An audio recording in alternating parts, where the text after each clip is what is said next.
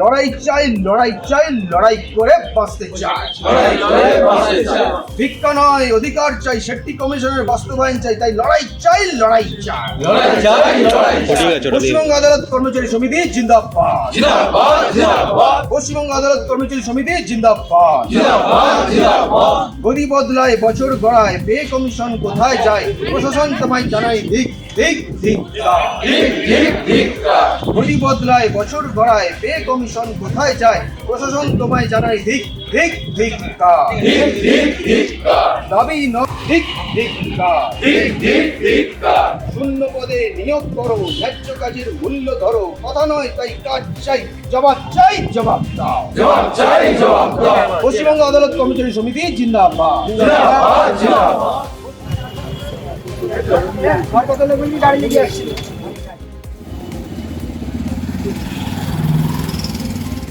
সমস্ত কর্মচারীবৃন্দ এবং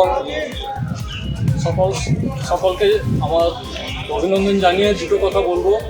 সেটা হচ্ছে, আপনারা জানেন যে আজকে আমরা অত্যন্ত বেদনার সাথে আমরা এই আন্দোলন করতে বাধ্য হচ্ছি। যে রাজ্য সরকারের সাথে আমরা কাজ করি, সেই রাজ্য সরকারের চরম বঞ্চনার বিরুদ্ধে আজকে আমাদের পথে নামতে হয়েছে। আপনারা জানেন যে সুপ্রিম কোর্ট 25% আমাদের ডিএ অবিলম্বে মিটিয়ে দিতে বলেছে, কিন্তু আজকে মার্চ মাসের অর্ধেক হয়ে যাওয়ার পরেও এই সরকারের আমাদের ডিএ মেটানোর কোনো চিন্তাভাবনা নেই।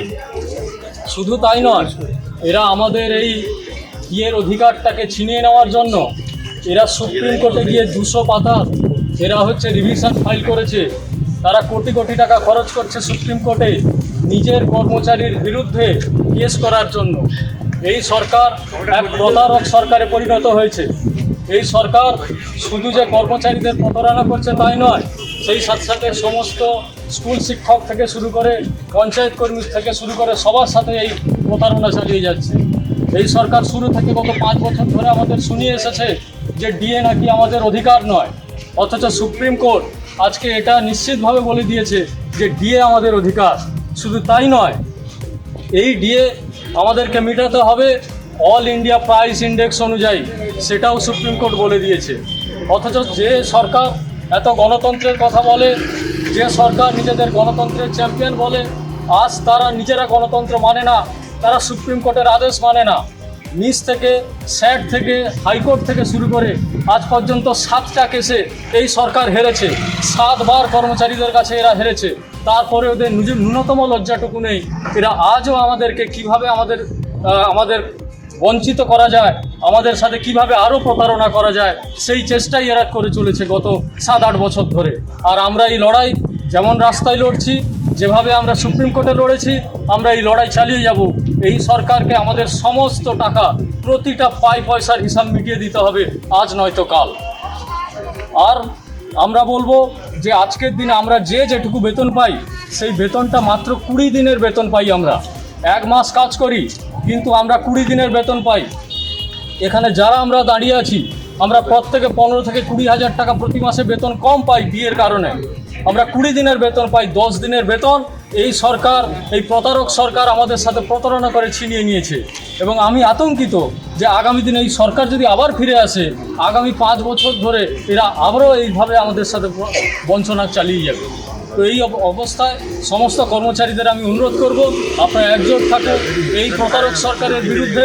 আমাদেরকে এই রাস্তার আন্দোলন আর কোর্টের আন্দোলন দুটো একসাথে চালিয়ে যেতে হবে। এই কথা বলে শেষ করছি। নমস্কার।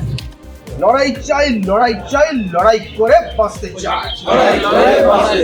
ভিক্ষা নয়, অধিকার চাই, শেট্টি কমিশনের বাস্তবায়ন চাই, তাই লড়াই চাই, লড়াই চাই। পশ্চিমবঙ্গ আদালত কর্মচারী সমিতি জিন্দাবাদ। পশ্চিমবঙ্গ আদালত কর্মচারী সমিতি জিন্দাবাদ। গদি বদলায়, বছর গড়ায়, পে কমিশন কোথায় যায়? প্রশাসন তোমায় জানাই ধিক ধিক ধিক্কার। গদি বদলায়, বছর গড়ায়, পে কমিশন কোথায় যায়? প্রশাসন তোমায় জানাই ধিক ধিক ধিক্কার। দাবি নয়। ধিক ধিক্কার। ধিক ধিক ধিক্কার। শূন্য পদে নিয়োগ করো, ন্যায্য কাজের মূল্য ধরো, কথা নয় তাই কাজ চাই, জবাব চাই, জবাব দাও। জবাব চাই, জবাব দাও। পশ্চিমবঙ্গ আদালত কর্মচারী সমিতি জিন্দাবাদ। জিন্দাবাদ, জিন্দাবাদ। আমাদের ভিডিও ভালো লাগলে লাইক এবং শেয়ার করুন। কমেন্ট সেকশনে গিয়ে জানান আপনাদের মতামত। আরও ভিডিও পেতে আমাদের চ্যানেল সাবস্ক্রাইব করুন এবং প্রতি মুহূর্তে খবরের আপডেট পেতে প্রেস করুন বেল আইকন।